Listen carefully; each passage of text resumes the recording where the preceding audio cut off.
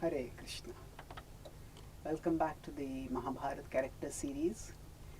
We are discussing about Bhima now.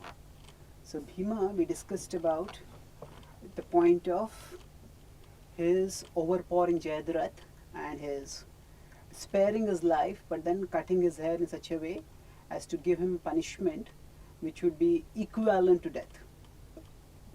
Then as the final year of the Pandavas approached, then they all decided that they would go to Virat. So the particular entry of the Pandavas into Virat and how they arrived at that plan we discussed while we were talking about Yudhishthir. Now while they were living in Virat, Bhima became a cook named Vallabha, and along with that, the Draupadi became Shairendri, and all the others became different people, as we discussed earlier. So Yudhishthira became Kanka, and Arjuna became Brihanalla, a dance teacher who acted like a eunuch, and then Tantripal and Nakul and Sahadeva became cowherd and horseman basically. So Granthik and Tantrapal. So now, as they were living like this, now Vallabha, Bhima, he was a great eater, but he's not just a great eater alone. He was also a very good cook. And normally it is thought of that cooking is something which only females do. Well, that is true. That is the specialization of females.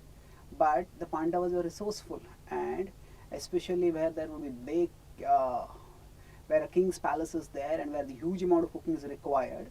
So there male cooks are also involved. So Bhima, he was a great eater and he was a great cook also, and he became, although he just came in over there, but he was so gifted, and he was of course a commanding presence. Even if he was acting like a Kshatriya, even if he was not acting like a Kshatriya, still he had a commanding presence. So he endeared himself to the king so much that he almost became like a head cook in the kitchens of the palace, and he used to cook. And not only would he cook abundantly, because he was cooking abundantly, he would also get to eat abundantly himself. And not only would he get to eat abundantly himself, he would ensure that his brothers and his wife were also adequately supplied food. Of course, he would do this discreetly, because all the Pandavas had entered separately and they had not revealed their mutual relationship to anyone. Because the idea of 5 brothers and 1 wife, or just the fact of 5 brothers coming together, that itself would have been enough to blow up their cover, and then they would not have been able to stay incognito. So the Pandavas did not tell that to anyone, but they would meet discreetly.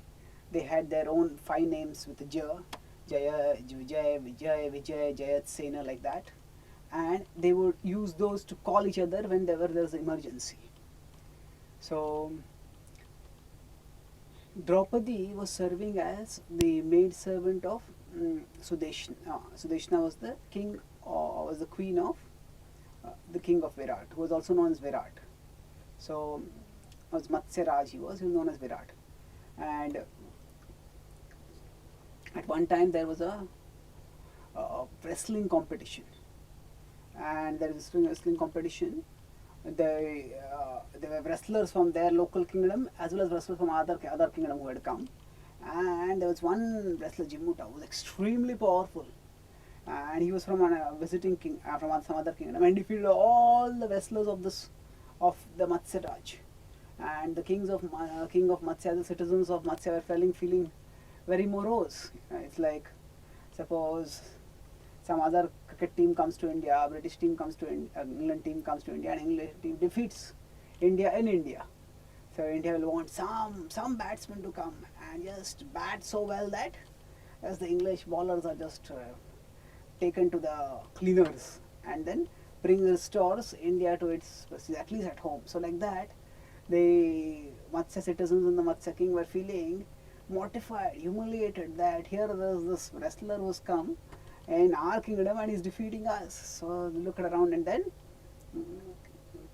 now Virat, he was also a shrewd person, the king of Matsya, and he noticed that this cook Vallabha, he has a powerful body, and he can very well be a good wrestler. So he asked him, come and fight. Now Bhima, when he had seen the wrestling arena, he was just eager, almost dying to fight. But he checked himself back because he knew that if he started fighting and showing his prowess, then their cover might get blown up. And they did not want that. But still at the same time now, when the king had given instruction, he could not very well refuse the king's instruction either. So he fought, but he did not exhibit his full prowess. Because his full prowess, exhibition of his full prowess would have been a dead giveaway. But he still exhibited with some of his exhibition of some of his prowess, he was able to overcome the wrestlers. And then they fought, and in a short while, Bhima just pounded this wrestler, which was senseless. And then he was declared as the winner. And the king gave him profuse gifts, and then he asked, is there any other wrestler who would like to challenge Bhima? And seeing the skill and the power of Bhima, nobody came to confront him. And as Bhima reigned supreme in that wrestling arena. And of course, for Bhima, who was among the world's most formidable warriors, this was a small victory. But for them who were living incognito, this was quite a sensation. And Vallabha became much loved and much feared among in the kingdom of Virata as a champion wrestler. And as they were living like this, now after having lived in the forest, living in the city was relatively easier. It was the capital, although they of course they were not exactly living in royal comforts in the palace, nor were they having servants to attend to them. Rather, they were acting as servants. But still, they did not have to live in the forests, literally. And so in that sense, this was not so difficult. The time was passing by. But as the first year was coming towards its end, so at that time, in around the last few months were remaining, so Shairindri, Draupadi, she was strikingly beautiful, and she knew that her beauty could act as a giveaway.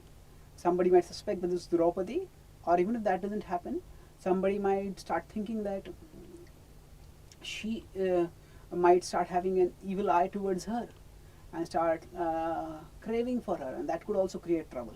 So Draupadi deliberately always maintained a low profile, and she stayed in the palace of Sudeshna, serving her. And she had also when she had joined, at that time also she had requested Sudeshna that I'll serve you, and I had served Draupadi earlier, but please let me not have to serve any man. I'll serve only you. So she would dress and decorate the hair of Sudeshna and offer other services. And Sudeshna was quite pleased with her. But one day, Sudeshna's brother, Kichaka, came to meet her. And as he was sitting in her palace, and Draupadi was just walking by, and just seeing Draupadi, Kichaka lost his sense. Was captivated by her grace, her beauty, lost his senses over there. And he asked Draupadi, he asked his sister, who is this? He says, I have never seen any woman as beautiful as this one. Who is this? Tell me. And he says, oh, she's a Sairendri, and she has been serving me. He says, what is she doing as a maid servant? She is so beautiful. He says, I want her as my queen. He says, you send her to me. He says, no. He says, she's already married, and she has got... so now, at that time, before Sudeshna could discourage, without paying any attention to her, Kichak himself went up to Draupadi, to Shairindri, and he said, oh, beautiful one, what are you doing here serving as a maid servant? Seeing your beauty, I have lost my heart to you. Come with me, and I will dress you in the most beautiful dresses and ornaments, and you will have nothing lacking. So Draupadi was mortified to hear these words, still knowing that at this point she had to play the role of a maid servant. She did not. She contained the anger that blazed in her, and she said, "O Prince, I belong to the fallen Sharendri caste, and the honor that you offer me, I am not worthy of it. And moreover, I am already married, and I have 5 Gandharva husbands, and therefore, kindly do not entertain such thoughts about me. Now, Kichaka had become so depraved by lust that he just couldn't think about anything else. He says, no. He says, don't bother about such things. He says, I want you and you should be with me. Why do you want to waste your life as a maid servant? As he was trying to woo Draupadi like this, Draupadi or Sharendri over here, she said, no, O prince, I am completely devoted to my husbands and no one can deviate me from them. And saying this, she left there quickly. Now, Kichak was in a uniquely privileged position in the kingdom. The king Virat, although he had been a formidable warrior in his youth, he was now aging and he was not really such a big warrior now, and his sons had not yet become formidable warriors. So the main protector of Virat was Kichaka. And so in effect, although Virat was sat on the throne, Kichaka had most of the power, and therefore he had always got his way. He just approached women and women fell at his feet. And now to have himself so firmly rebuffed by a woman, he was shocked. And then he turned towards Sudeshna and he said, you must arrange for her to come to me. He says, no, there are so many other women. If if she is saying, why do you want to pursue her? He says, no, I cannot live without her. This is the nature of illusion, that one starts feeling that something is, even without considering whether it is right or wrong, whether it is religious or irreligious, one starts craving for that. So that's what happened to him, and he said, you must arrange for her to be sent to me. So Sudeshna, having pity on her brother, seeing his extremely craving condition, she agreed. A few days later, she called Sharendri and he said, oh Sharendri, I am extremely thirsty. My brother Kichaka has got some special wines, so please go to his palace and get the wines quickly. So Sharendri was dismayed, horrified. She said, oh queen, please don't send me to that wretched man's palace. You saw in front of your own eyes how he was eyeing me in an evil way. If I have to go into his palace, he will no doubt try to outrage me. And you had promised me that I wouldn't have to serve any man. Please excuse me. So Sharendri brushed aside, so Sudeshna brushed aside Sharendri's objection, and she said that, don't worry. It says, you are going from the royal palace, Sudeshna, he will have to offer you all honor. And I am very thirsty. There is no one else to go right now. You please go quickly and bring her. Bring the wines for me. So, the fearful heart, praying to the Devatas and praying to Krishna, Draupadi, she went to the palace of Kichaka. And when she approached Kichaka, Kichaka's eyes lit up. Ever since he had seen Draupadi, he had been able to think of little else. And when he finally saw this beautiful dark complexioned lady coming into his palace, he thought that somehow Sudeshna had persuaded her, and now she was coming to offer herself. He says, welcome, welcome. I have been waiting for you for so long. Now this whole palace will be yours, and you will be the mistress of this palace. And let us come out together. So Draupadi, seeing his unconcealed lustiness, flinched internally, and she became enraged, but containing her fury, she said, "Oh prince, the queen has sent me to ask for some wines. She is thirsty and I have to take the wines back. Kindly tell me where the wines are and give me leave." So he just caught hold of Draupadi and he said that, let somebody else take the wine, you stay with me.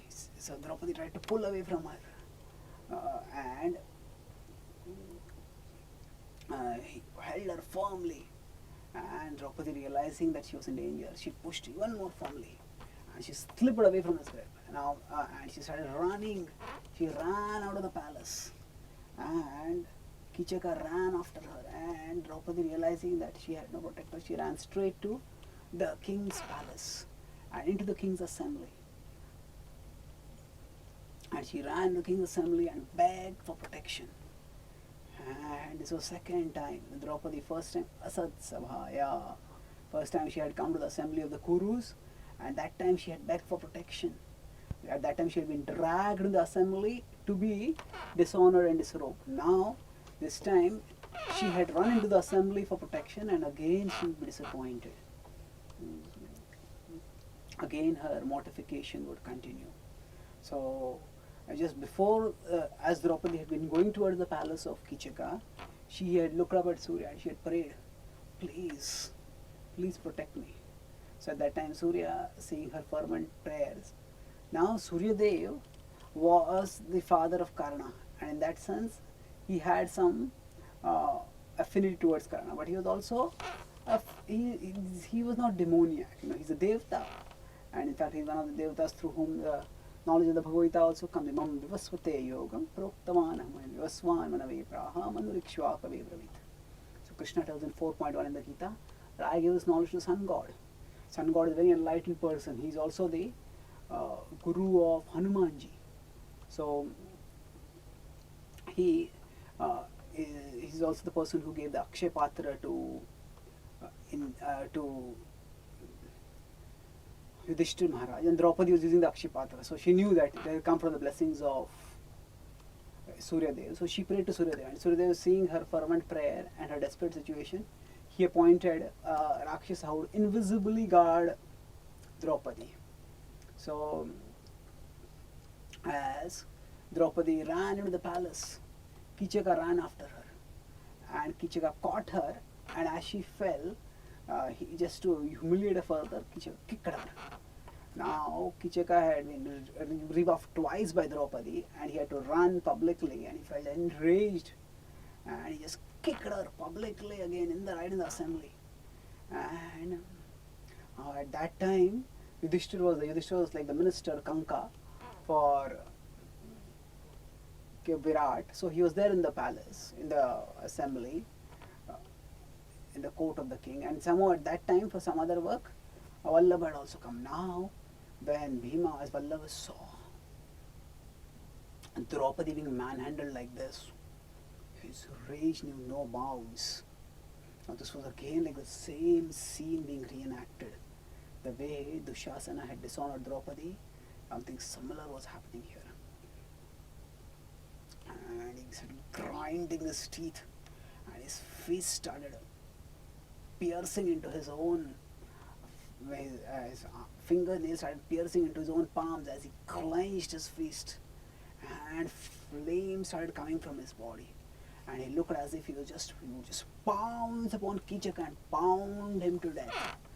So seeing Bhima getting angry, Kanka turned towards Vallabha and he said, oh cook, it is best that you go back to the kitchen. I am sure you must be having a lot of work over there. And realizing that Bhima would not be able to control his temper in the situation, and he did not want to aggravate situations, Yudhishthir had to be very careful, had to do a very careful balancing act, knowing that actually if their cover was exposed, then they would again have to go to the forest. So Yudhishthir felt that in a public assembly much further things won't happen, so there was no need to aggravate the situation. So he told Bhima to depart. Now Bhima walked, but as he was walking out of the court, his eyes were fixed on Kichaka.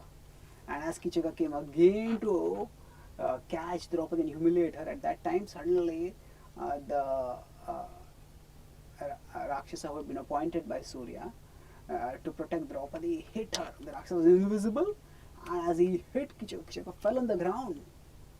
And he was stunned and he looked around. Who has hit me? There was no one here. Who has the audacity to hit me in my own kingdom? And he couldn't see anyone. They were amazed. And as he got up, and Draupadi started begging. She said, "Oh king, right in front of your eyes, I whom a chaste wife of 5 glorious husbands have been humiliated. I, whose husbands are so powerful that if they desired, they could destroy the whole world. I have been humiliated. I, whose husbands are so glorious that they are respected even by the sages. Now their own wife is being disrespected like this. O king, in your own assembly, such great injustice is happening, and you are sitting here passively watching it and not doing anything. How unfortunate this is." Now, Virat knew that he could not alienate Kichika. So he said, "Oh Shairendri, I do not know the full details of the quarrel between you and Kichika. So how do you expect me to pass judgment without knowing all the details?" And Kichika grinned wickedly with a devilish look on his face. He knew that Virat would never go against him. And Draupadi looked at Yudhishthir, and then she looked at Bhima, who was now going out. All this is happening, and Draupadi realized that Yudhishthir did not want their cover to be abandoned right now. And then Yudhishthir turned towards Draupadi and he said that, "Oh Shairendri, it is best that you go back to your palace now, and your husbands do not. It is probable that your husbands do not think this is the right time to exhibit their prowess, but rest assured that when the time comes, they will surely set things right, and you will be protected. You had better depart now." Now Draupadi, she had expected that Kichaka would be punished for the kind of humiliation, for kicking her, for trying to force himself on her, and even before that for suggesting that she be unchaste. But when none of them had happened and she had been kicked in public, she had actually spoken firmly, strongly. But although some of the courtiers in the assembly had praised Draupadi, and his Draupadi is a pious, and Shairendri is a chaste and pious lady, and by molesting her, Kichaka has committed a grave sin, and he should be punished for this. But when the king did not do anything, they also became silent. And then, with her head lowered down, crestfallen, humiliated, Draupadi left from there. And Kichaka, with a gloating look on his face, he also left. As Draupadi went back to her palace, to the palace of Sudeshna, when Sudeshna saw the mark of the kick on her body, the way her clothes were disheveled, her hair had become disheveled, and he said, "What happened?" And he told, "You sent me to your brother and he molested me." So he said, "That wretched person," he said, "you just order me and I will have him punished for this." So Draupadi, she said, "My husbands will take care of him." And saying this, she excused herself and she went and started bathing. She wanted to purify herself of the evil touch of Kichaka. And as she departed from there, and she started contemplating now, and she realized that there would be no one who could check Kichaka unless she took matters in her own hand, and she provoked the most powerful of her protectors, that was Bhima, Arjuna. Arjuna was of course acting as Brihanalla, and he could not directly act for her protection at this stage. So now Kichaka had shown her publicly that there was nobody in the kingdom who would oppose her. So she decided to approach Bhima. So now that night, secretly she left from her chambers and went to the place where the cooks were staying, and there Bhima had his own chamber and he was snoring loudly, sleeping at night. And Draupadi opened the door, she went inside and she fell on Bhima. She embraced him and started crying. "Oh great warrior, how can you sleep like one who is dead, when those who are living and who need your protection are in a situation where they might suffer humiliation worse than death? "Oh, wake up and please protect me." Bhima woke up and he saw Draupadi's tear-stained face in front of her, and he asked, "Oh, Draupadi, oh Panchali, what is the matter with you? What is it that anguishes you so much? And tell me, and I will do all that is in my power to remove your grief." And Draupadi, she did not speak anything. And Bhima understood. "Oh, it is the humiliation that happened today in the palace." He says, "I would have destroyed Kichaka right in the forest, in the assembly itself, but Yudhishthira stopped me," he said. So now Draupadi, although she was always faithful to Yudhishthira, still she felt so anguished over it. He said, "How can things be well with me as long as Yudhishthira is in a situation where he has gambled away everything, he has nothing, and he does not offer protection also." So Bhima consoled Draupadi and he says, "Do not speak evil about Yudhishthira." He says, "He is only acting according to dharma. Just wait for just a few more weeks now. Then our incognito period will be over, and then you will be reinstated in the position as a queen where you belong. That is rightfully your position." Draupadi started sobbing in the arms of Bhima and she said, "I don't think I'll be able to survive for so long." He said that Kichaka, now that he has seen that nobody is going to stop him, will surely approach me and he will force himself on me, and when my modesty is violated, I will give up my life, and then you and your brothers, you will have committed a great sin for not having protected your wife. Greater than any other virtue for a husband is the virtue of protecting his wife. So I cannot live anymore thinking about what Kichaka will do again. So seeing Draupadi's misery and realizing the extent of her sorrow, Bhima felt hot tears coming from his eyes. And he says, "Fie upon my arms, these arms which can pound elephants and giant trees to pieces, now they are rendered helpless, not being allowed to bend their fury against those who are offending my wife." And Draupadi says, she was also crying and she said, "Listen, such is my misery.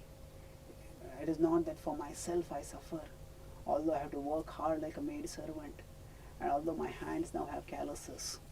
And as Bhima looked at her hands and saw her tender hand, which she had lived as a princess in comfort throughout her life, and seeing her heart hardened, his anger and his grief increased all the more.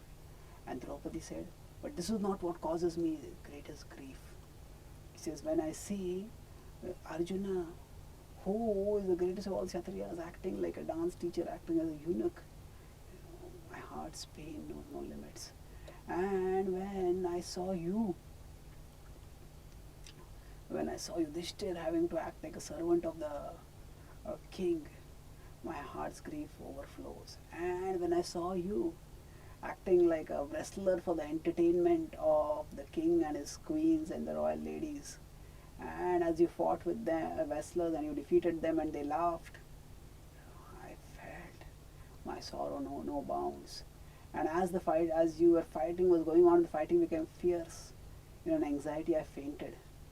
And then Sudeshna, when I came back to consciousness, sprinkled water on me and she said, "Is it that you have a crush on Vallabha? I noticed that both of you are of similar age and both of you came more or less at the same time." And in this way she teased me. "Oh, I cannot tolerate this life anymore." So then Bhima resolved, on hearing this, that he would have to take matters in his own hands. Things had gone beyond the point of tolerance. He immediately made a plan.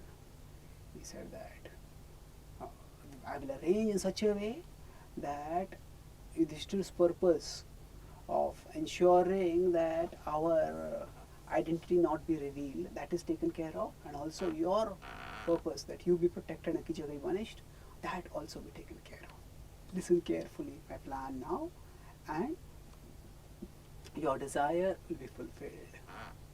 So what that plan was and how Bhima punished Chikijaka, that we will discuss in our next session. Thank you.